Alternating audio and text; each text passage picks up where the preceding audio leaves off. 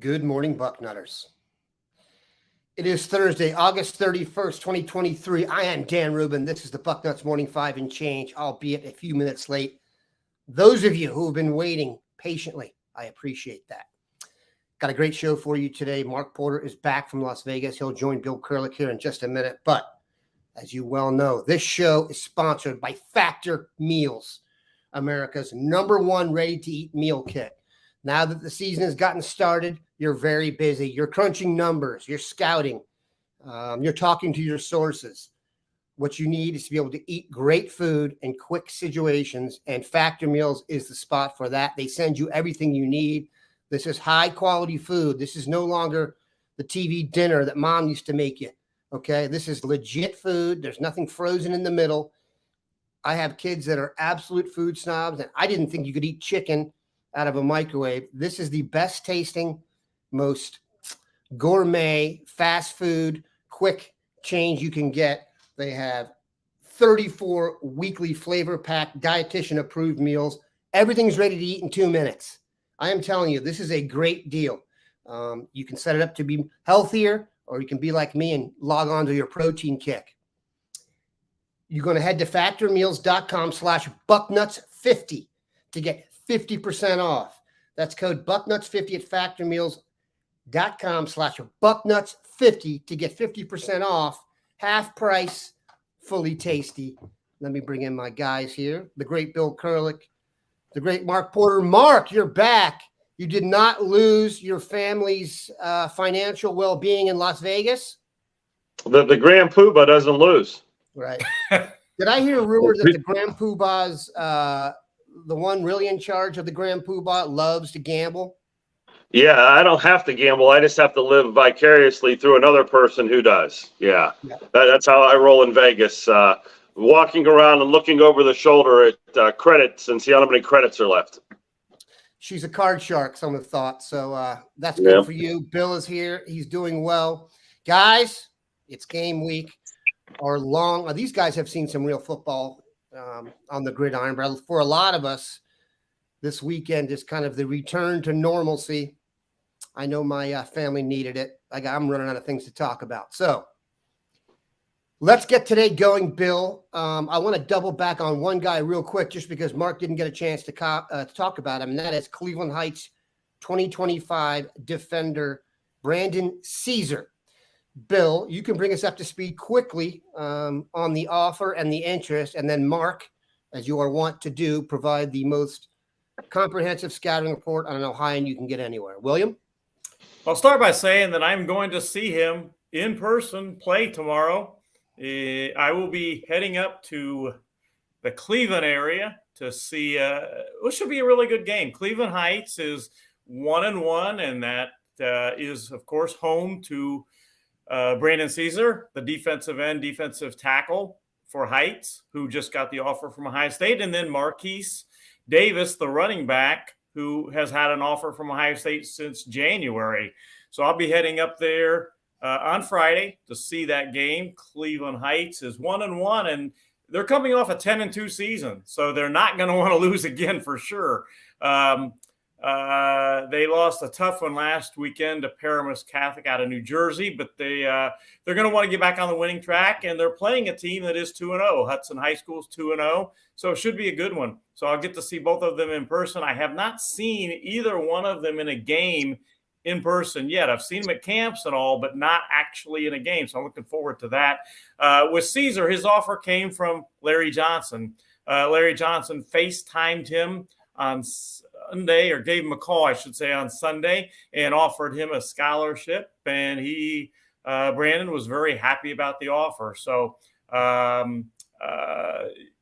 not immediately, but pretty close to immediately crystal balled Brandon to Ohio State. I like the Buckeyes' chances a lot there. His family, Ohio State fans, his godfather, Ohio State fan, they think it would be an ideal place, but he has some other schools that he definitely is looking at, SEC schools. He likes Tennessee, went down there, likes Kentucky, but in the end, I like Ohio State. Talented kid, just needs to get everything in order, and I think, again, I like the Buckeyes there. Mark, there aren't many 2025 offers out yet, so that would seem that they really want Brandon Caesar. Yeah, you know what? There's a short list that I'm sure the Ohio State recruiting department, when the season started, said, hey, after a couple of games, these are the guys we want to check back on really quick, and Brandon Caesar is one of those short list guys.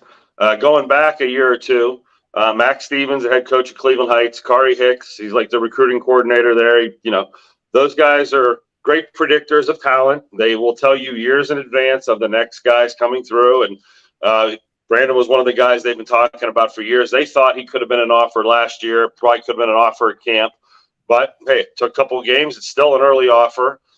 He was a defensive tackle, defensive end on film last year.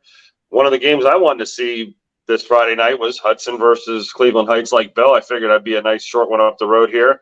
I'm going to change gears and go down your way to Dayton and see probably Huber Heights Wayne and St. Mary. Let me just skip ahead here. Trotwood Madison's playing Springfield. So Bill and I may be crossing the streams here as we cover games this weekend. But I would like to see Brandon this year in person to see the difference. I think he's lengthened out a little bit from what I could see on film. He may have grown. He looks like he may be like the guy we just signed who kind of is the defensive end, who kind of looked like a defensive tackle the year before. Edric Houston, I'm sorry. There we go. Yep. Kind of like that same mold. I wouldn't say that they're playing in a different ballpark right now, but if Bill's going to be there, we'll have tape and we'll break him down next week in the eye in the sky, and we'll, dive deep into this one and what the real differences are. But from what I've seen so far, length, a little more explosion. And I think when Larry Johnson, those guys checked out 2 game films, that's all it took. And one of the things, Bill Hudson is the proud alma mater of Denison small forward Tyler Miller. My question is, such an early offer leads me to believe they have him close to the top of their list. Is it possible? Because if you look at his offer list, it's already robust. Do you think, Bill, there's any chance that they're even late to the party? Not really. I mean, he definitely wanted that offer. He was wondering this summer about an offer. I talked to him about like going to Summerfest, for instance. And he said that, he did not want to necessarily get back down to Ohio State until he got that offer. Now that offer is there. But on Ohio State's end of it, keep in mind that there wasn't anything to see of Brandon as a sophomore because he fractured his ankle. There you go.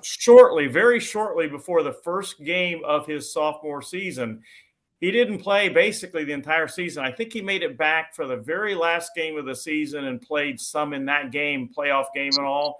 But basically, he missed his entire sophomore season. So, Ohio State doesn't give out offers very often at all without seeing a kid play at least a little bit in a real game. And they did see him. Interesting. Here's kind of an interesting tidbit. Larry Johnson, when he called Brandon over the weekend and offered him a scholarship, he told Brandon he went through and watched every play of Brandon's first 2 games this season. Like I said, they lost a tough one to Paramus Catholic. They won their first game. But Larry Johnson told Brandon he watched every single play of both of those games. And after watching every single play, decided, yeah, we want this kid. Okay. I'm impressed. Let's see what happens. If Bill rolls the crystal ball that early, I'm going to be confident, and we'll go from there. Bill, give us an idea of what the staff is up to now. With the season getting going, their schedule changes, much more focus on the task at hand. From a recruiting perspective, give us the layout for the next few weeks. Well, this is the beauty of having Mark Pantoni and his staff at your school. Mark Pantoni is as good as it gets in the business. He has a great staff behind him. At this point, their main focus is on that first game and on getting off to a good start and what's going on, especially at an away game, starting off right away. So they are, not that they're not calling recruits and talking to them and all that, but their main focus right now is the football season.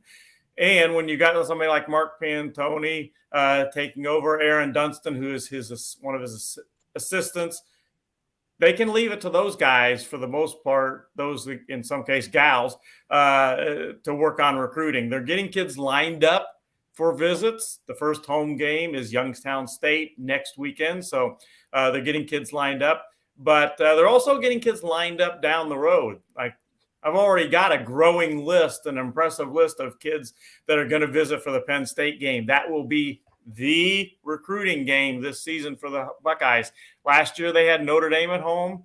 They have it away this year. Last year they had Michigan at home. That's away this year. So Penn State will be the game this year. Okay. Let me put a finer point. Like, I know we got some nerds out there. What is Mark Pantoni's staff actually doing right now? I think, like, the day-to-day, I think what's nice about Ohio State, Alabama, some of these bigger schools, is he actually has a staff of guys you've never heard of that are working as grad assistants, low-level guys, ex-head coaches, that he can pile film on those guys. He can say, okay, you got California, and he may break it down in different ways, but area or position, you got all the quarterbacks, you got all the tight ends. But, hey, let's say we got 10 guys under him. Hey, I want you watching the first 3 games in California of these 20 or 30 guys. You're doing Texas, you're doing Florida, you got the Midwest, blah, blah, blah. He divides them all up. Those guys go to work like grunts. I mean, and they're going to grind on film. The best of what they see will now make it to a higher-up's desk, whether it's a person before Pantoni or Pantoni. They'll go through all the best of that type of stuff, whether it's by area or position. Now, as Pantoni sees it, he's the eye that's got the golden eye. He's seen it all. He's the one that knows, okay, my underlings are doing a good job of getting me the right guys, or I expected a little, whatever. So he'll kind of rattle their chains where you need to dig harder, you need to find more, or let's go to the next rung. And then he presents to the position coaches like, hey, Larry, here's who we got for you this week. These are the hot names in your areas, at your position, at whatever it may be. And it kind of filters up like that. And what's nice about Ohio State, this giant staff Bill refers to, is you can flip over more stones faster than anybody else, and you can be more thorough and than your opponents. Indiana, Purdue, most of the Big Ten are not running an organization like this. This is as close to a pro-style organization when it comes to recruiting and actually evaluating and double evaluating. They cross-check each other. If it may get to Pantoni, it may go to Larry Johnson. Larry may say, no way. It doesn't pass my sniff test or whatever, coach. Here's what I'm looking for. Go back down, look for length, look for bigger hips or whatever your, preferences are. So these guys all tune up like that, and it goes on behind the scenes. These guys don't make the trips to the football games. They're watching the game on TV like everybody else, but they're back in that room. And I guarantee they're watching tape right now as we speak. I try to keep up with them in Ohio, but their staff can get ahead of me sometimes in Ohio because they just have more Mark Porters than I have. So it's a pretty cool process to see the sausage made. But boy, there's a lot of kids. There's hundreds of thousands of kids being evaluated in the next 8 to 10 weeks by Ohio State. And then, not to mention, once they do make the list, like you said, there's females and administrative staff that have to call the coach, call the player, set up the dates, set up the airlines, set up the coach's flight. Coach, when are you going to call these kids? Here's all the correct phone numbers. Here's all the phone numbers we called that didn't work. Don't call these numbers. I mean, there are so many little trip ups along the way where we don't have a phone number for the kid. We don't have a phone number for the coach. We don't. It goes on and on and on. And this kid doesn't have a ride. How do we get him here? It's nonstop, and I guarantee that there's very little sleep for those guys. Hold on one sec. It's a massive undertaking, and just to echo Mark's point there on 2 levels. One, Mark knows of what he speaks. He can see in real time who's watching video at Scouting Ohio, so he knows when the midnight oil is getting burned. And also keep in mind, recruiting is mostly, for most schools, generally a regional exercise. For Ohio State, it's the earth.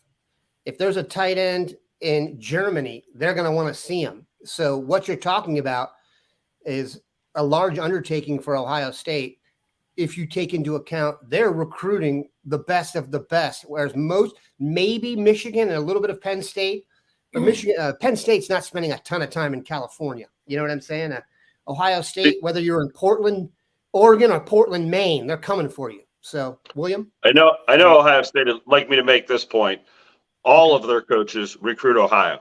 So Right. in addition to them being the national net, they all blanket Ohio. They all have their region, and they talk to every high school in their region, even if it's just to have a sip of coffee and say, hey, we're just checking on you this year. No, you don't have any seniors or juniors. How about a freshman or sophomore? They make the phone call, shake the hands, kiss the babies, great politicians. So, yeah, Ohio is definitely an all-in for everybody, but nationally is where they break up.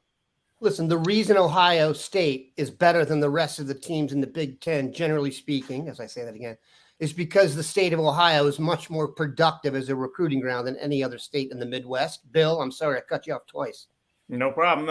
And talking about the Ohio stuff, they use, as Mark mentioned about the regional guys, they take advantage of guys' strengths. Ed Terwilliger used to be the head coach right up the road from where I live at Oldentangy High School.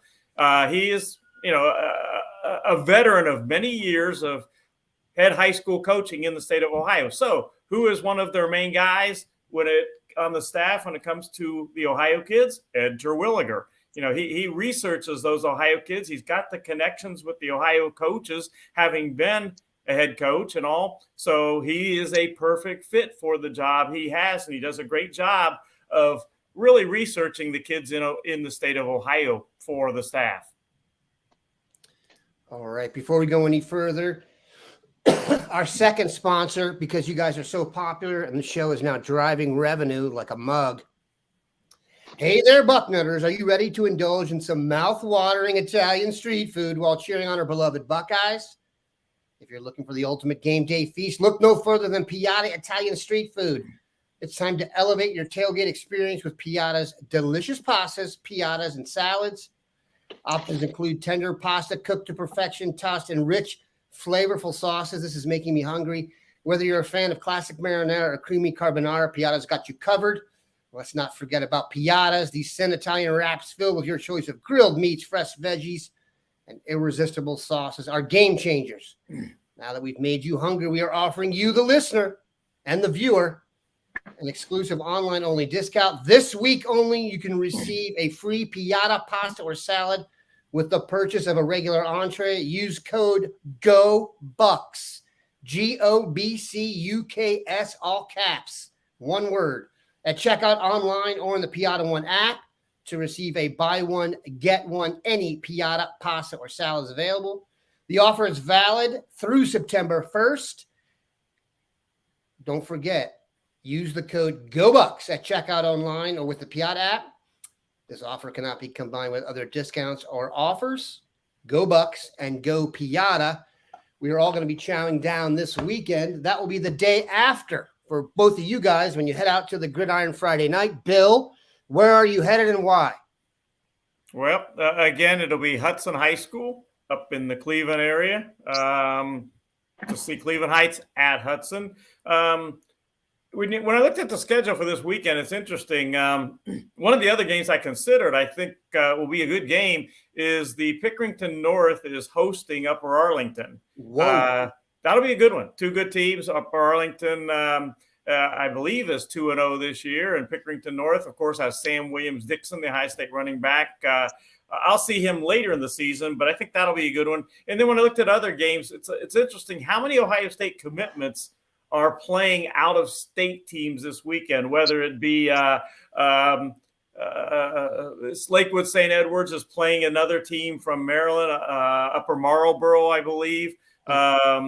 And if you go to some of the other out-of-state kids, they're playing teams that aren't in their states this weekend. So it's kind of an interesting schedule for the Ohio State commitments. Every one of the Ohio State commitments, their team is playing this weekend. How about you, Mark?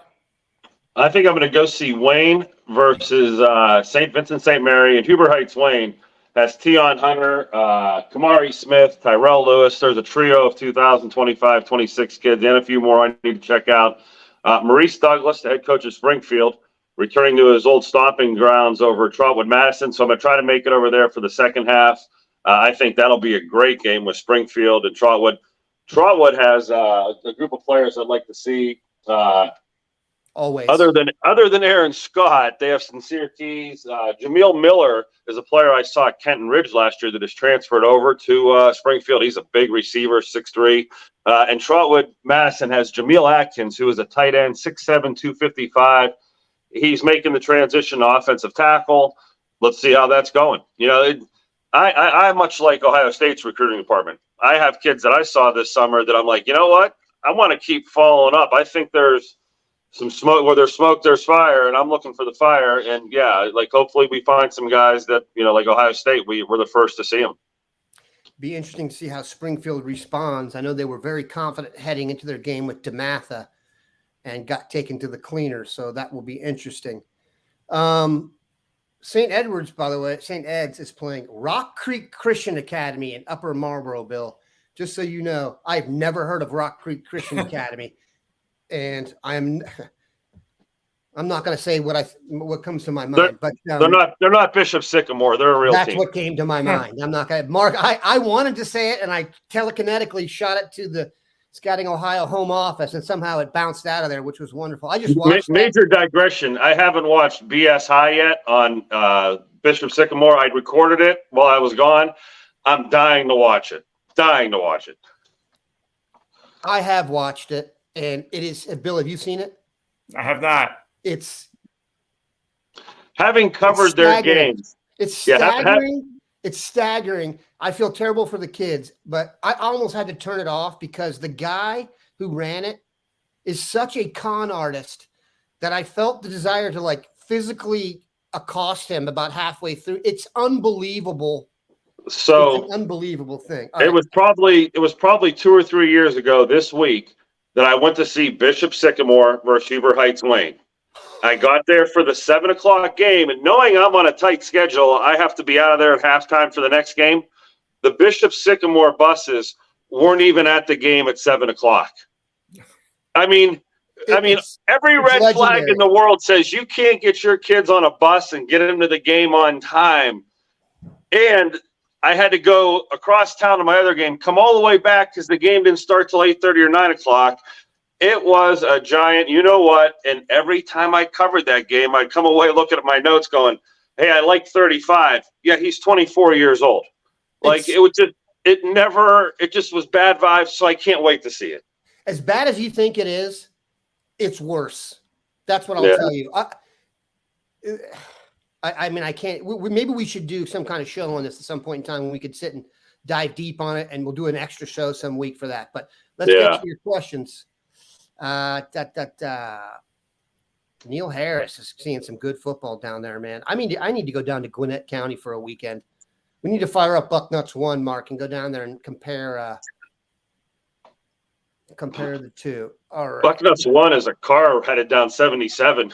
It is not. It is a jet that leaves out of the Springboro Airport. And let me tell you something. Once you've flown on Bucknuts 1, going back to Delta is no fun experience, buddy. I've only done it a couple times, and let me tell you something.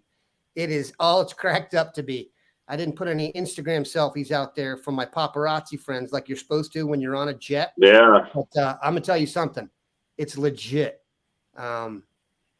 We once went to meet ESPN one day. It was a 9 to 5 day via the jet, and it felt less than driving in traffic. So believe me, I'm not used to that kind of stuff. All right, let's get to some questions here. There were some really good prep questions at the beginning here, and you guys are the ones to ask. So I apologize for scrolling back. Bill, can you handle this one? Will any of the staff be in South Florida this year scouting players? I'd love to come to a game and say hi if you're nearby. Oh, absolutely. Yeah, absolutely. I mean, they're going to be at the Jeremiah Smith game, for instance. That will absolutely happen, and they'll get down. They usually, though, wait till later in the season, mid to late season, to get down to Florida. And same thing when they go out on their recruiting trips in January. After the season, the high school season's over, they usually save the state of Florida for later. When they can go back out on the road, it's usually the Ohio schools they hit first, and then the Midwest schools, and then they get down to Florida a little bit later. But absolutely. Brian Hartline's going to be down there. He has recruiting territories in Florida. Tony Alford has territories in Florida. Ryan Day, of course. So, yeah, they'll get down to games in Florida. I wouldn't expect them, though, till a little bit later. I think there's a chance the question, Bill, was really about yourself and whether you'll be down there scouting. I'm serious. And my response to that is Bill can be down there. If you want to see Bill work his magic, it'll be around All-Star game time. We tend to send Bill to Texas or Florida for one of them every year. I'd have to check the schedule this year to see where the All-American game is. But yeah, speaking of Bucknuts One, Dean out there if you know where to go. Go ahead, Mark. Yeah, speaking of Bucknuts Air Force One, that's what should be taking the Dean down to a Jeremiah Smith game. Agreed. We'll see if we can work that out. The answer is usually when I ask that question, I don't get a call back, but we'll see if we'll get a try on that. Mika Hanna, one of our best. This name is one that we figure to hear quite often. What position will Landon Pace play in college? This is Orlando's son, I believe, Bill. And I think it's a tight end or offensive line question. Is that right? Either one of you guys can take that. Yeah, Landon will definitely be a tight end in college. He is not an offensive lineman. Mark and I both saw him in camp this year, and he's bigger and everything, but he is not his dad at 6'7" or whatever, 6'6" and 300 pounds. Landon is a tight end H-back guy, and I'll digress real quick a little bit. There's another tight end. If Ohio State fans aren't aware of him, should be Imari Winston from Georgia. He's a tight end H-back guy that Ryan Day and Keenan Bailey both FaceTimed with him this week. They like him a lot, and he likes Ohio State a lot. He's got Ohio State as one of his top 6 schools, and I crystal balled him through Ohio State quite some time ago, but he tweeted out yesterday, Imari did, a little video of his first game or two this season. Really, really impressive. He is an outstanding prospect and a kid that absolutely could end up in Ohio State's 2025 recruiting class. Tom Pauly, Mark and Bill, have any of the unknowns in the Ohio's 24 class, actually it doesn't even say Ohio, have any of the unknowns in the 24 high school level started making a name for themselves yet, or is it too early to tell? We'll stick with Ohio on this. It is a little bit early, but like you said, Bill, 2 games of Brandon Caesar was enough. Yeah, and I'll let Mark chime in on the Ohio guys, but the question is, have any of the unknowns in the 2024 high school level? For Ohio State, they're going to be keeping an eye on some guys, but most of their work is done in Ohio. They've combed over that class, 2024 class, for months and months and actually years. So they're on for the most part in Ohio to 2025. Now, if somebody after a few games surfaces more so and is having great season, they'll know about it and they'll be after that kid. Mark? Yeah, I was going to say, I saw Hunter Grunkenmeyer play last Friday versus Medina, and I think that's the type of player they're going to check back up on. He's committed to Penn State. He has gone leaps and bounds from the last couple of years, athletically, physically. He looks like a different player. They put up 50-some points against Medina, and it was easy for him. Like, there'll be guys like that they look back at it again and say, okay, and if there's any, droppage in the class or they lose a player, we'll go to Ohio first. So I think that it's only their due diligence. And I think guys like to see, what is Penn State getting? What is Michigan getting? I bet you they watch Ted Hammond again. I bet you they watch Ben Roebuck again. I bet you they watch every one of those other committed players to kind of know what those other teams are actually going to end up with and kind of predict, hey, I think Michigan got one or didn't get one or they took a lemon. That's the type of stuff for 24. If Ohio State is going to go after a player, I doubt it's an unknown. I think Bill said that before, like, coaches don't go off to a board like the kid that has no offers that the MAC hasn't offered yet or something like that. They usually go to a kid that's committed to another big-time program they think they can steal or lure or have the right, bait for him to leave the current commitment. And that's usually where the best players are currently committed. There's a lot of questions here that are kind of similar about guys who are emerging, and we'll just give them a couple more weeks. And Ohio State's going to be farther ahead than Bill and I, not to discount what we do, but there's Dozens Not on the of them. Ohio guys, Mark. Yeah, I mean, but there's dozens of them. I mean, they might, some of those guys are on a 25 and 26, and I'm onto those classes too. It's a wide net. I mean, we kind of dove into minutiae at the beginning for some of these questions that are being asked, but I mean, you're talking about the class of 2024. How important is that? How many guys are left? The class of 2025 is the hottest thing in the world. Ohio State's got to be looking at 2026 for the freaks, and 2027. Dare I even say it, Bill? That's next. Listen, Mr. Slate, underrated Flintstones character. So if I'm being compared to him because you're the Grand Poobah, Bill's Barney Rubble, we're doing well here. They said it. It's not me. I saw that. It's great. As long as I'm still in charge, guys. I was a big Flintstones fan when I was younger. I got a family to support here. I was more of a Betty guy than a Wilma. Okay. Hey, we're going to get into a Gilligan's Island argument here in a second. All right. Let's switch to this weekend. As you can tell, there's a Buckeyes fan in the house who his mom is gone. And let me tell you something. You better not walk in front of my house or you're going to hear it from a 15-pound dog who loves to yell. My dog would be like the corner that likes to come up and hit. You know what I'm saying? Probably Sounds Emmanuel Forbes of the Redskins, about 160 pounds, but still willing to come up and hit. But I digress. I heard that as soon as you mentioned the Ohio State game. He's ready. He or she is ready for some football. He's like, enough of this recruiting crap. Let's get to the real thing. Let's talk about this weekend. Ohio State plays Indiana. I don't know if you know this, and I think I'll have this statistic correct. The longest Power 5 winning streak over another program is Ohio State over Indiana, and the number is 28. So it's fair to assume that if you get even money, take Ohio State on the money line this weekend. I doubt you will. 1990 was a tie. Okay. Because I just read that, but you're right. It is the longest streak. Unbeaten. Yeah. But I did notice there was a tie in there. As you were like, did I actually read what Dan's talking about? So, yeah, even money, like printing money. It's too bad these comments aren't public because now everyone's going through and giving us all cartoon. You got a George Jetson for my hair in here. I need a haircut. I got the George Jetson going. Anyway,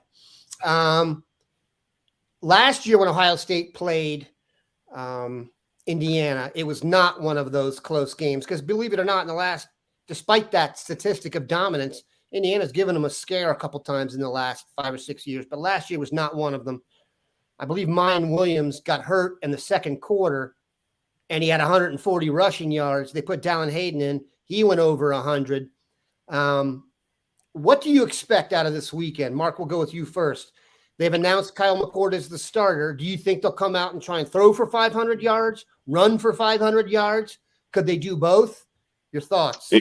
Yeah, I mean, we're making this sound almost like a scrimmage, and if Indiana has a chance, it's first game of the year. When you don't have all your bullets together, you're not totally in sync. New offensive line, new quarterback. They could throw some exotic coverages, get lucky, and make it a game. Okay, so I think they come out and play this like a real game with their starters and try to get that lead. I know both quarterbacks are going to play, and that's been talked about to death. But, boy, tell me the last time a two-quarterback system's really done it, and tell me which one's famous, and there you go. You both kind of reeling through them. I mean, Joe Montana and Steve Young didn't rotate, but they were both in the same place. Tom Brady and Drew Henson. Yeah, I mean, it's really a tough thing to pull off, but I love the idea of your backup having that experience, having enough confidence in a second kid that, man, this kid deserves it. And in this day and age of recruiting, you want to send the backup somewhere else? Don't play him. Sit him on the bench and treat him like a second-class citizen, and don't give him any reps or development. Don't give him any film to put out for the NFL. Don't give him any chance to prove himself. I think that's a whole new thing we're talking about with many positions at Ohio State, not just quarterback. I think you're going to see rotations when we get the lead. You know, you'll see the new faces get in there, and you'll give these guys a chance. I remember days in the past where that score would go to 60 and there still be the ones or, the starters in there. I think it's a new day at all positions, not just quarterback. A quarterback's the most visible. It's the most visible competition. People won't notice the other rotations as much. Obviously, Ohio State should dominate. That prediction's a pretty easy one. But I think you got to play this one the first half for blood, because the first game of the year, pick six in the first quarter, and Youngstown State's giving you a fit. So Indiana can do it.